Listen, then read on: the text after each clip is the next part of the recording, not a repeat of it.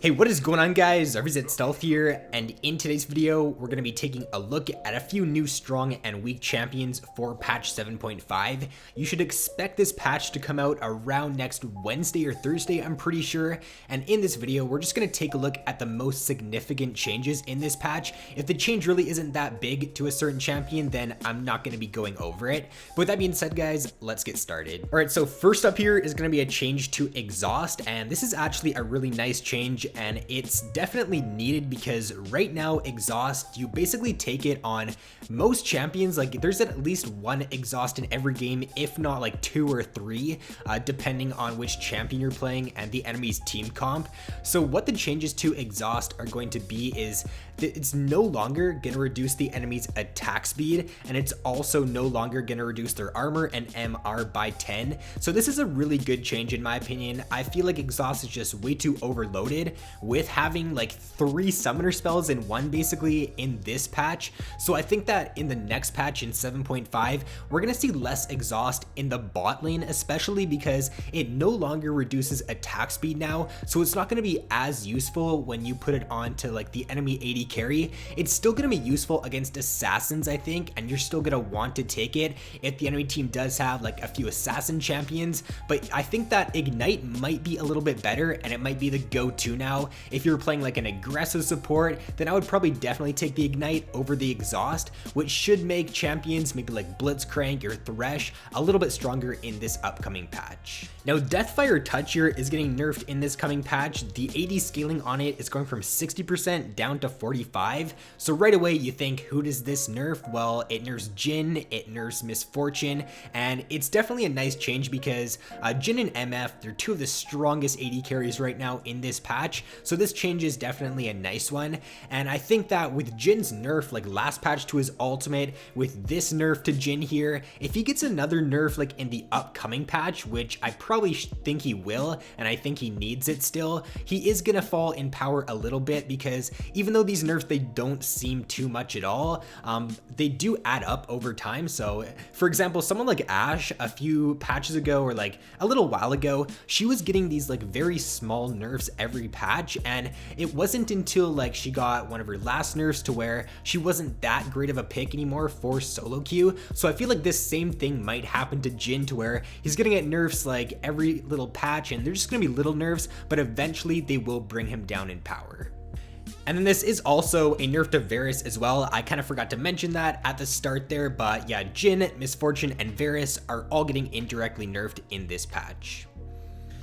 Now, if you guys don't know, Aatrox is getting his rework, or his like mini rework. It's not really a rework actually, because he's kind of just getting like the numbers changed on his abilities and stuff, which I'm kind of disappointed about because I don't really think the changes to Aatrox are going to make him that much stronger. He's still going to have his main weaknesses, at least that's what it looks like on paper. We'll have to wait and see till it goes to live servers, but you guys can check the changes out if you want to. You can go on Surrender at 20 and check them out because there's a lot of different changes, and I don't really think there's much of a point in going over them in this video.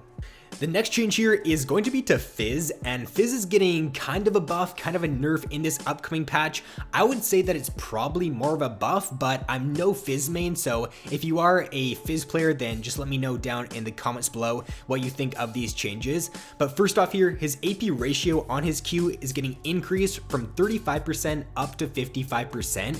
Now this is actually pretty significant because Fizz's Q is guaranteed damage. It's not like his ultimate or his E to where you might miss it sometimes. Your Q damage is guaranteed damage, so this is definitely a pretty good buff here, and it's gonna allow him to deal a lot more DPS. Now his W is getting kind of a change here. I wouldn't really say this is a buff or a nerf, but the bleed duration is getting lowered from 4 seconds to 3 seconds, and then the mark duration is getting increased from 4 to 6 seconds.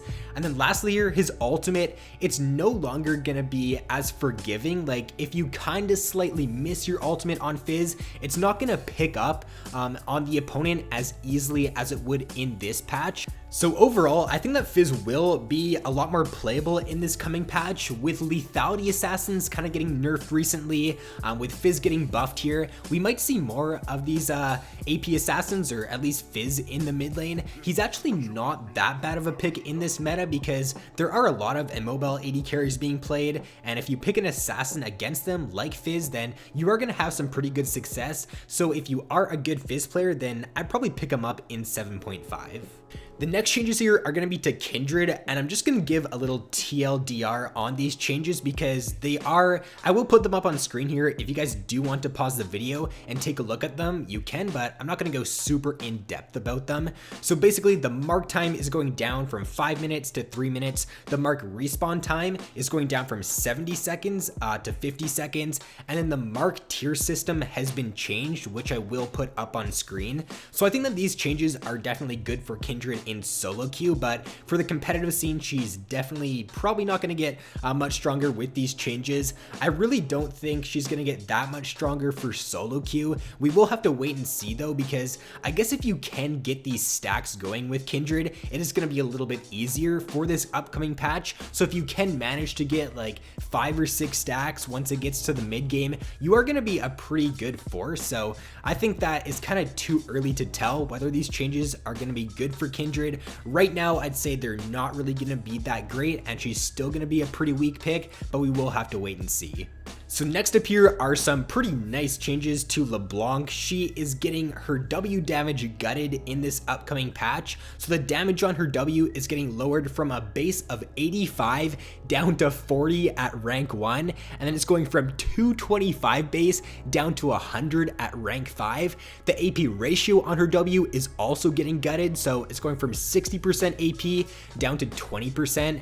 Now the R plus W combo damage is also getting lowered, so it's going from 125 base down to 60 at rank 1. The AP ratio is getting decreased from 50% down to 30%. Now what they're doing to compensate here though is they're buffing her Q's damage. So her Q's damage to minions is actually getting increased from 40 to 80%.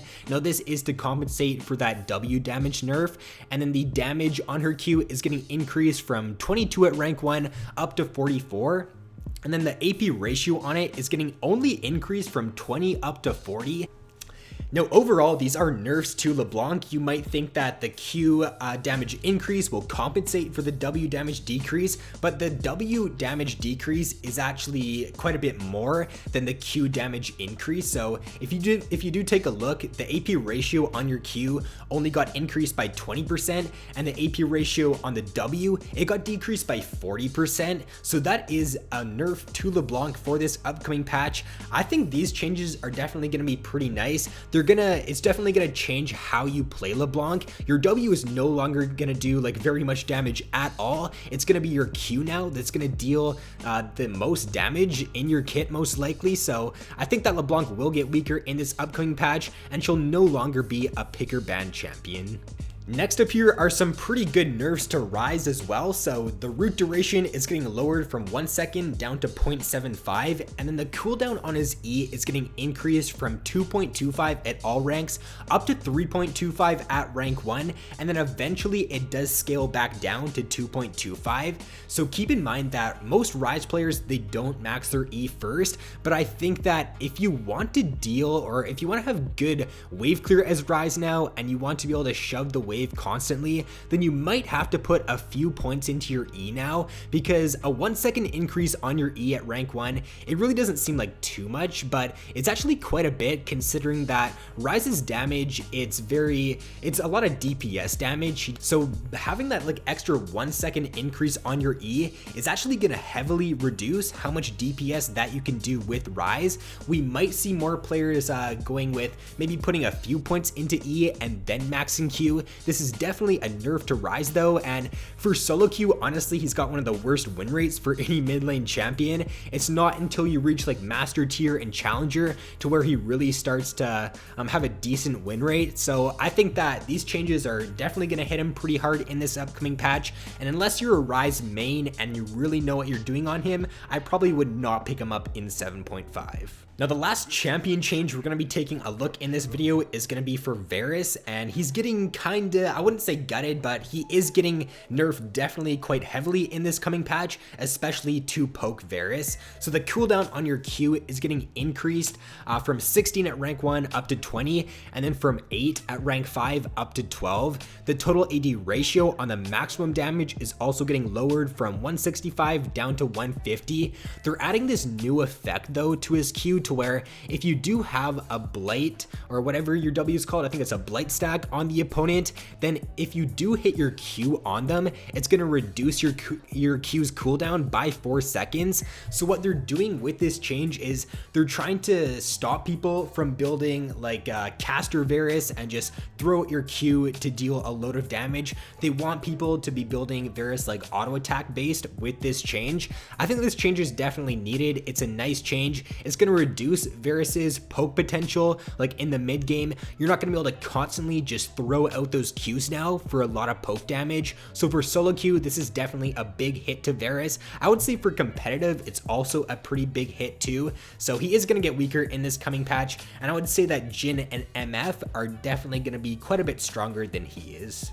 And then the last change we're going to take a look at here is to Blade of the Ruined King, and these are some really unique changes that they're bringing to this upcoming patch, or not really unique, but they are changing Blade of the Ruined King quite a bit. So what they're doing to the item is, I'll put all of the changes up on screen here. I'm not going to go over every single one, but basically a TLDR is that they're increasing the attack damage, reducing the attack speed, increasing the lifesteal, and they're also changing the way the active works. So the active on it now is going to give you 25% move speed instead of 20%, and it's going to last for 3 seconds. Now this change is kind of weird though, because if they want AD carries building it, I'm not sure why they reduced the attack speed on it. I think that this item is going to actually be pretty good though for like low mobility AD carries. Someone like a Kog'Maw I think will actually get better in this coming patch, because you already get a lot of attack speed, like say for Kog'Maw from your Rage Blade, and if you buy a Wit's End. So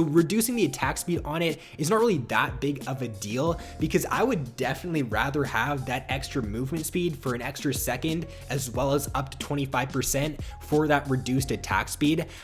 So although these changes do look like a nerf to AD carry champions because they did reduce the attack speed, I actually think these changes are going to be pretty good to champions like Kog'Maw and Twitch and Ezreal as well. It's going to be good for Kog'Maw and Twitch because those champions do not have gap closers, so by increasing the movement speed on the active from 2 to 3 seconds, as well as increasing the percentage on it, it's going to allow them to kite way more effectively in team fights.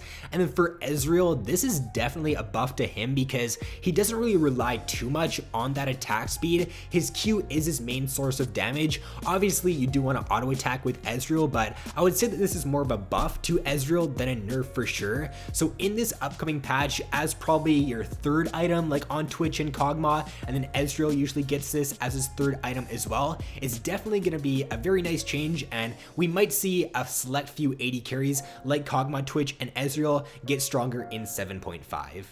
So that is going to be all for this video, guys. Be sure to let me know down in the comments below what you think of these changes, and also let me know who you think is going to get stronger in this coming patch with the Blade of the Ruined King changes. I guess obviously, like I said before, Kog'Maw, Twitch, and Ezreal will get better, but I feel like there is going to be some other champions as well, maybe in the top lane or maybe in the jungle, that will also get better for this coming patch. So with that being said, guys, thanks for watching, have an awesome day, and I will see you in my next video.